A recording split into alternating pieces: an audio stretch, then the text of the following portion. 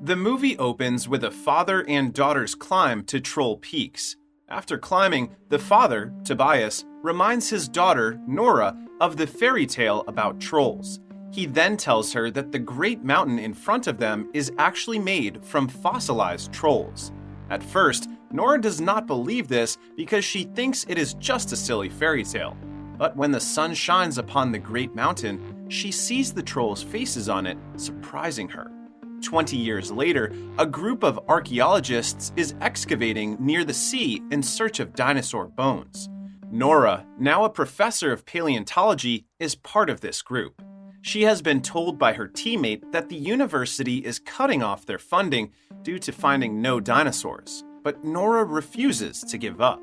Luckily, she manages to dig some dinosaur bones at this exact moment, which delights her and her teammates. Meanwhile, in Troll Peak Mountain, a group of miners is creating a tunnel through it as a passageway for their subway project. As such, nearby, some protesters urge them to stop because what they are doing will spoil the beautiful mountains. The miners then use some powerful dynamite to prove to the protesters that they cannot be stopped.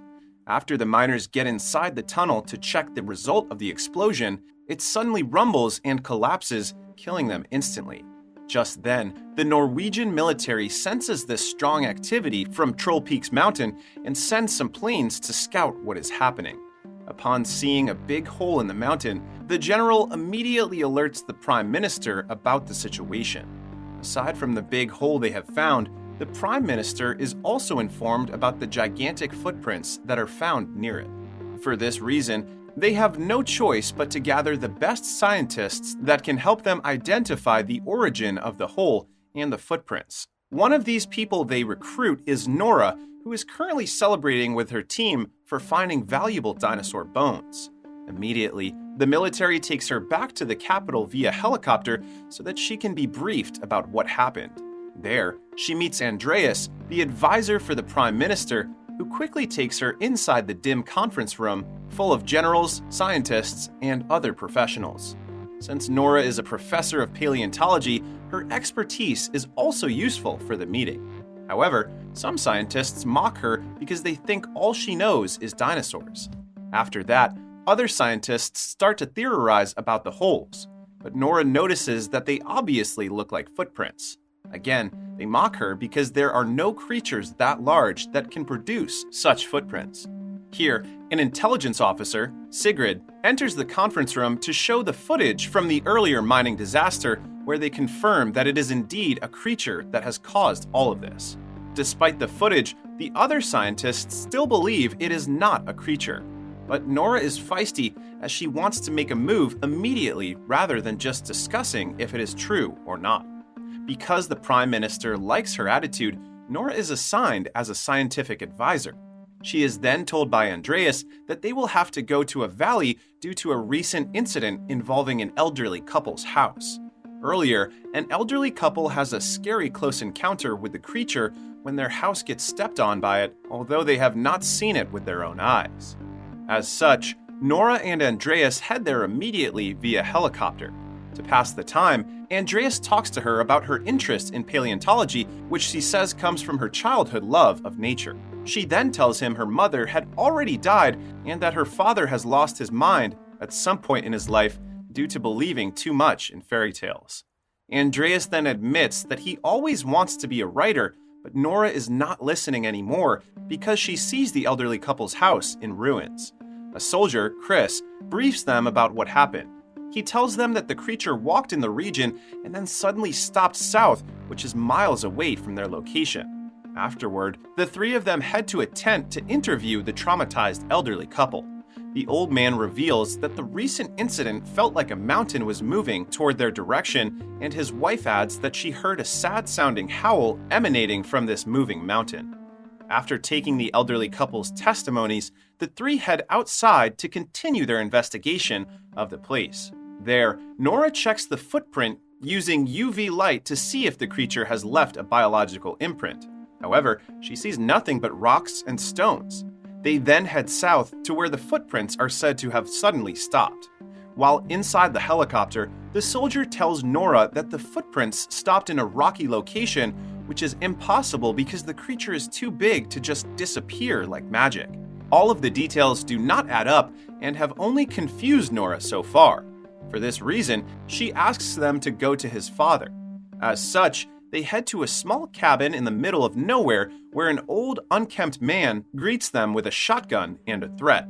It turns out to be Tobias, and after realizing that it is his daughter, he lowers his gun and lets them in. Inside the disorderly abode, Andreas notices the various newspaper clippings that are posted on the wall. While Tobias attempts to discuss their content, Nora quickly informs him that something came out of the mountain today. She shows him the footage from the earlier mining disaster, informing him that they have tried to follow the footprints, but it leads nowhere. She then asks him if he can provide a scientific explanation for this without resorting to fairy tales and myths. But Tobias goes into a tirade that these are all solid proofs that support the existence of trolls, which the government has tried to suppress and hide.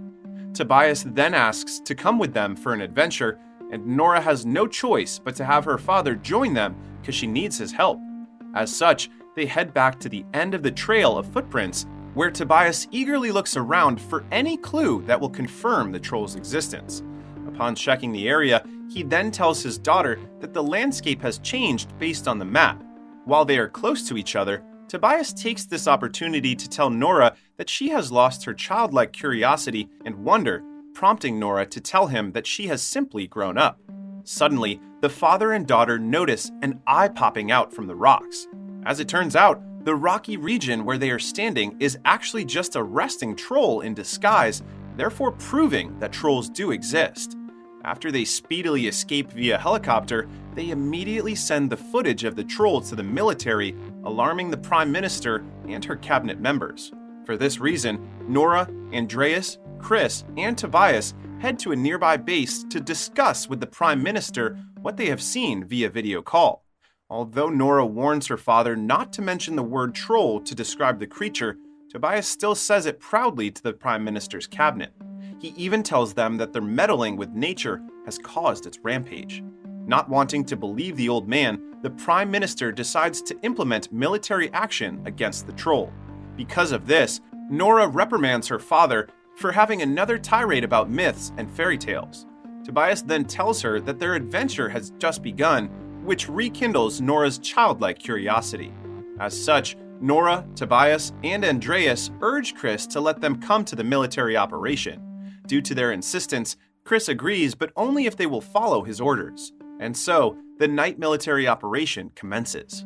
While waiting for the troll's arrival, the father and daughter reconcile as they talk about the past before they fell apart. After a while of waiting, the troll finally arrives, but it stops in its tracks.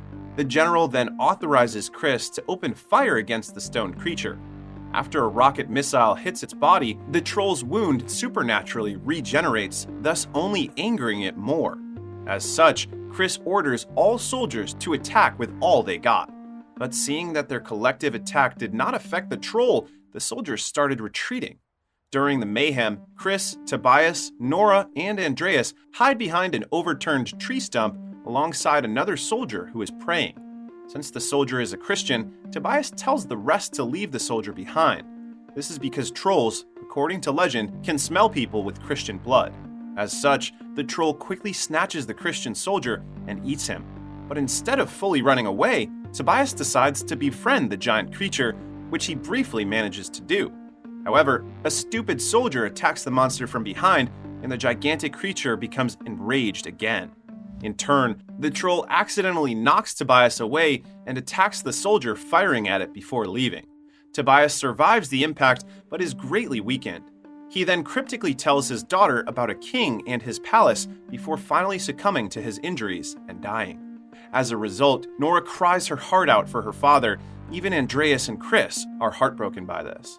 Soon after, Nora returns to the military base where she studies all of her father's notes until she falls asleep. The following day, Chris informs Nora that the troll has stopped again in another valley and they will conduct an airstrike against it. This confuses Nora because it seems that the military has not learned their lesson from last night. She tells them that there must be truth to all the fairy tales about trolls. As such, they inform the Prime Minister's cabinet about their plan to use mythology in handling the troll problem. One of the cabinet members finds this absurd. But Chris, a non-believer, surprisingly vouches for Nora's proposal because he had witnessed firsthand that modern weapons have no effect on the creature. In turn, the general has welcomed this suggestion because they have to explore all possible options. As such, the Prime Minister agrees to go with her plan. However, they receive news that the troll is moving toward an amusement park. Because of this, they quickly execute their plan to subdue the creature. The plan is to confuse the troll by attacking giant church bells on 4 helicopters because trolls hate the sound of church bells. For this reason, they manage to temporarily suppress the troll. However, they have not foreseen that it will eventually fight back. The troll proceeds to swiftly take down 3 helicopters. But despite being irritated, the disgruntled troll still helps innocent humans by stopping a helicopter from falling to people below. The troll then leaves the park instead of continuing its rampage. Due to this very public event, the news about the stone creature spread around the globe like wildfire, which embarrasses the Norwegian government. Since the troll is reported to the capital, the Prime Minister believes that it must be taken down immediately by force. Nora, however, is still firm in her belief that the troll must be handled by other means, but the Prime Minister does not listen to her. Seeing that no one else will listen to her except Chris and Andreas, Nora leaves the building. Without Nora, one of the Prime Minister's cabinet members suggests that they use nuclear weapons against the troll, even if it will destroy the city too. For this reason, Andreas resigns on the spot and quickly catches up to Nora to tell her about the capital's evacuation. Soon after, the Prime Minister herself announces in the news that she is declaring a state of emergency in the capital due to imminent danger. As such, people immediately leave the place. While Andreas and Nora are driving away from the capital, Nora is fixated on the word sinding, which is repeatedly written in her father's book. But she has no idea of the meaning. Andreas then tells her that it must be referring to the last name of the Lord Chamberlain that resides in the palace. Nora then remembers her father's words about a king and a palace. Upon realizing something, she tells Andreas to quickly turn back and head to the palace. They then arrive at the capital's palace, where the guards immediately point their guns at the two. Suddenly, an old gentleman named Sinding shows up and orders his men to stand down. He then tells Nora and Andreas that he has already anticipated a visitor for tonight and that he is surprised that it is Tobias's daughter. Sinding then lets the two inside the palace, where he reveals to Nora that he knew and respected Tobias very well, even though he was a stubborn man. While leading the two to a secret location somewhere in the palace, Sinding tells them that, according to history, this palace was actually built on the palace of the Troll King. In a shocking revelation, Nora and Andreas find out that under the palace stores enormous bones, which belong to the trolls killed by humans a long time ago. It turns out that the troll they encountered earlier is the Troll King himself, who was lured away from the palace during the period when Christianity was being spread. As such, the Troll King is simply heading back to his home, which is what Tobias had tried to tell his daughter before he died. According to Sinding, when Tobias was close to uncovering and exposing the truth, they threw him to a mental hospital to stop him. When Nora observes the bones with her UV light, she notices that the bones are burning.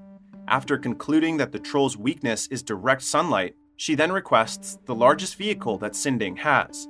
After getting the vehicle, she then calls Chris to help them with her plan, and he immediately agrees. Since they have everything they need, they formulate a plan which involves using a skull of one of the Troll King's kin to lure him away from the palace and into the nearby park. Chris, with the help of some of his soldier buddies, will then set up strong UV lights in the park, which will be used to subdue the gigantic creature. Meanwhile, the Troll King slowly but surely walks toward the palace, with soldiers trying their best to subdue him with all their attacks. Because their weapons do not affect the creature at all, the Prime Minister finally agrees with the use of nuclear weapons. And so, they swiftly proceed with their plan. While the military prepares the bomb, Sigrid informs Andreas about the devastating plan of the military. Andreas then tells her to buy them time, and she does it by hacking into the military system. Just in the nick of time, Sigrid manages to successfully hack the system, preventing the military from proceeding with the bombing. With the military out of the way, Nora and Andreas come face to face with the Troll King. At first, the creature passes them by as they drive toward him, but when the skull behind the vehicle is uncovered, the Troll King becomes enraged and chases them instead. While being chased, Nora calls Chris to finish their preparation in under 10 minutes because they are heading there fast. After the call, Chris delivers a rousing speech to his fellow soldiers that they should act fast to save their beloved capital. Meanwhile, Nora and Andreas are driving to a bridge when they drop the skull behind them. For a moment, the Troll King looks at the skull and himself with sadness in his eyes because he is the last of his kind. He then accidentally drops the skull to the ground and shatters it. In turn, the Troll King becomes even more infuriated with Nora and Andreas. For this reason, the behemoth continues his pursuit of the two. As this is happening, the cabinet member finds out that Sigrid is hacking their system, so the military quickly regains control of the bomb. Meanwhile, Nora and Andreas eventually reach the park where Chris and the rest of the soldiers are located. The angry Troll King swipes the car that Nora and Andreas are driving. Fortunately, the two manage to escape the vehicle before it is too late. With everything set, Chris and the soldiers open their UV lights. The bright lights are too much for the Troll King to handle, making him unable to move from his spot due to the stinging heat. Meanwhile, the military is about to bomb the creature when they spot Nora and the others nearby. For this reason, the general orders the pilot to abort the plan due to civilian presence.